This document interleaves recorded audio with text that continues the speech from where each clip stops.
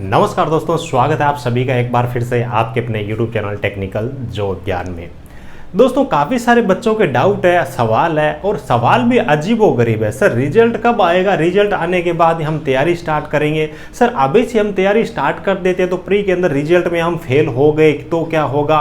Main exam कब तक होगा? कितना टाइम हमारे को पढ़ाई करने को मिलेगा? इस प्रकार के बहुत सारे जो सवाल है, डाउट है, इन सब चीज़ों के बारे में पर बात करने वाले हैं। चैनल पे पहली बार विजिट कर रहे हो, चैनल को सब्सक्राइब करके बेल आइकन को ऑल पे जरूर प्रेस कर लीजिए ताकि आपको टेक्निकल हेल्पर से जुड़ी और सभी प्रकार की सरकारी भर्तियों से संबंधित जॉब अपडेट और करियर गाइडेंस के जो वीडियो आपको समय समय पे मिलते रहे। इसी वीडियो को डिस्क्रिप्शन में आपको हमारे मोबाइल एप्लीकेशन टेक्निकल जॉब ज्ञान की लिंक मिलेगी, डाउनलोड जरूर कर लेना। वहाँ पे आपको हैंड रिटन नोट्स है, टेस्ट सीरीज वगैरह है, वीडियो क्लासेस वगैरह आपको मिलेगी। हर संडे एक बिल्कुल फ्री में आपके लिए वहाँ पे टेस्ट रहता है, तो उसका भी बेनिफिट जरूर उठाना। और जल्दी ही आपके नए वाले पैटर्न पे आधारित यानी कि जो 150 नंबर वाला पैटर्न है, वहाँ पे कुछ टेस्ट मैं आपको वहाँ पे फ्री भी दूंगा और टेस्ट सीरीज भी वहाँ पे मैं आपको प्रोवाइड करने वाला हूँ, तो बेनिफिट जरूर उठाना। बात करते हैं दोस्तों आपके काम की चीज़ों के बारे में भी। सबसे पहली चीज़ तो है कि बात करते हैं प्री का रिजल्ट सर कब आएगा और रिजल्ट के बाद में हम तैयारी स्टार्ट करेंगे। या फिर ऐसे बोलें कि जो बच्चे बोल रहे कि सर मेरे नंबर 50 आ रहे हैं, मेरे 55 आ रहे हैं, मेरे 60 आ रहे हैं, क्या मेरे को तैयारी स्टार्ट करनी चाहिए क्या? भाई सबसे पहली चीज़ तो है कि प्री का जो रिजल्ट है ना, इसकी सबसे पहली चीज़ है कि इसका तो आपको वेट करना ही नहीं चाहिए।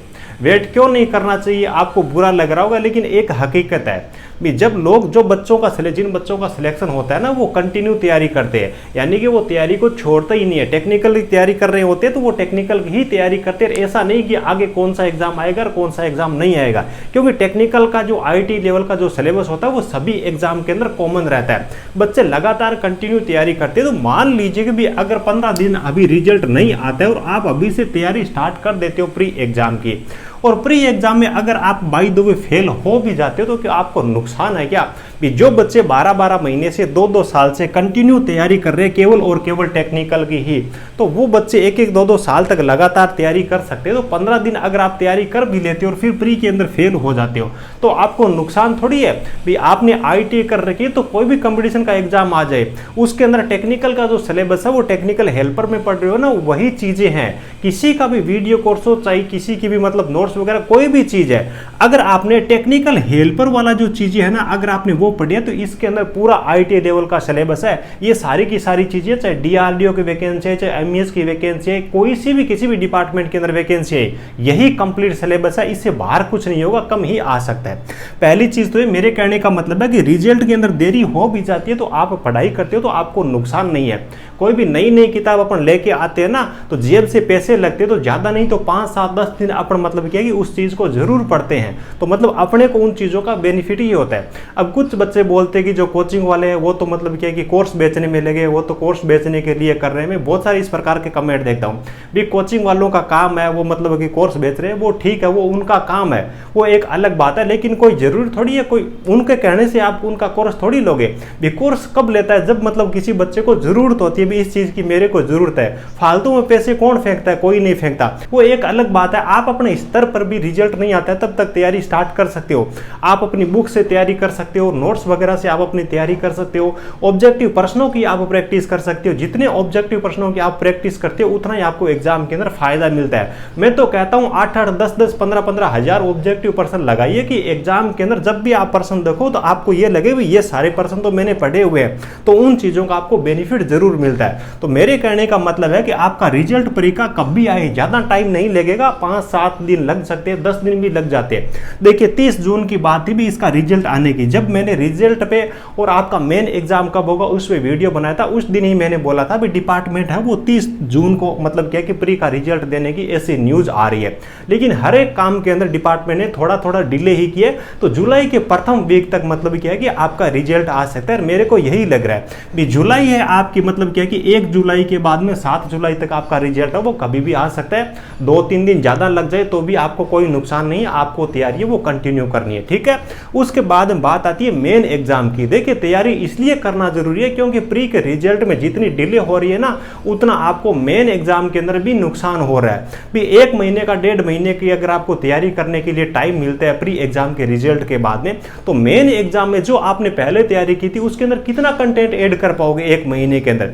ये मैं आपको दावे के साथ में कहता हूं कि प्री का रिजल्ट आने के बाद में मेन एग्जाम की तैयारी करने के लिए आपको 1 से लेकर के 1.5 महीने का ही ही टाइम मिलेगा, इससे ज़्यादा टाइम नहीं मिलेगा। और जिन बच्चों ने 20 दिन महीने से पढ़ाई छोड़ रखी होगी, उन बच्चों ने जितनी चीज़ें प्री एग्जाम में तैयार की थी ना, उन सब चीज़ों को रिवीजन करने में, उन सब चीज़ों को दोबारा से अच्छी तैयारी करने में ही मतलब कि 15 से 20 दिन लग जाएंगे।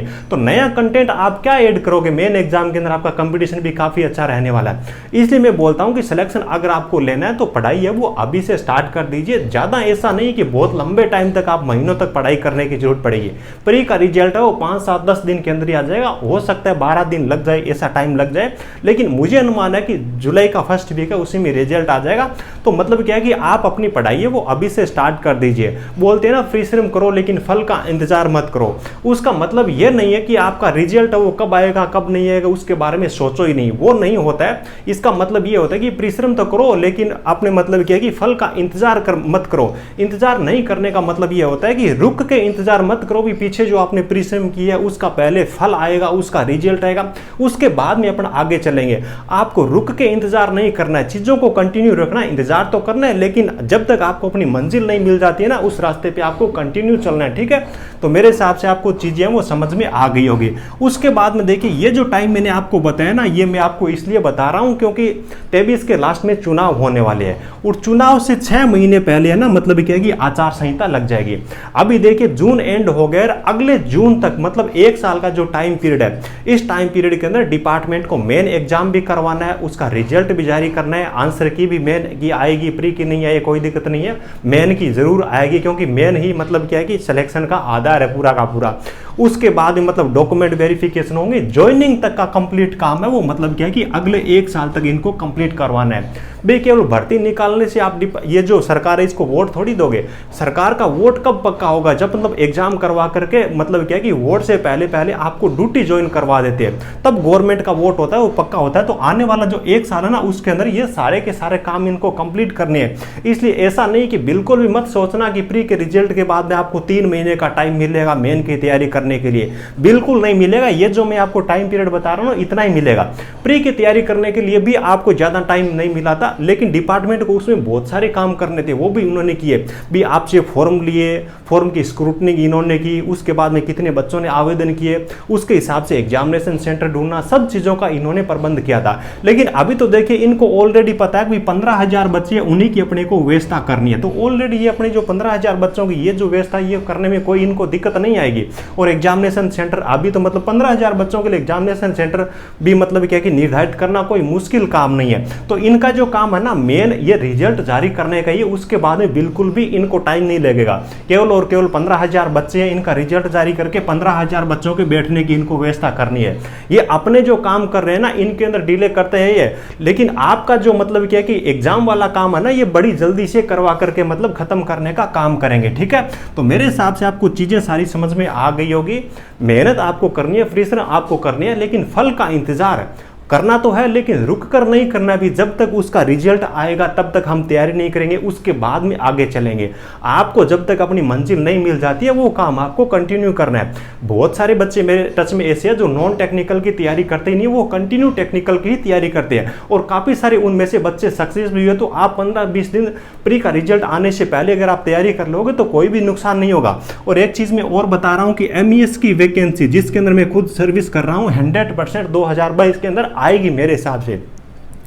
DRDO की वैकेंसी जरूर 2022 के अंदर आएगी, क्योंकि इसका जो टेंडर था वो भी आउट कर दिया गया, कंपनी है वो भी निर्धारित कर दी गई है। तो अगर आप तैयारी करोगे तो आपको नुकसान नहीं होने वाला है। प्री के अंदर फेल हो जाओगे फिर भी आपको मतलब क्या है कि फायदा ही होने वाला है। और फ्री में अगर मतलब मान लीजिए कि भी अभी आपने तैयारी स्टार्ट की नहीं है, बिल्कुल भी तैयारी नहीं कर रहे हो और प्री एग्जाम में आपने क्वालिफाई कर लिया, तो भाई 30 दिन से 45 दिन का टाइम है।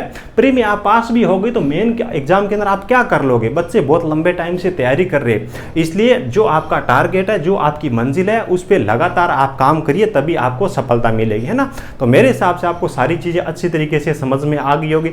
वीडियो अच्छा लगे तो एक प्यारा सा लाइक करना, अपने दोस्तों के साथ में इस वीडियो को शेयर जरूर करना।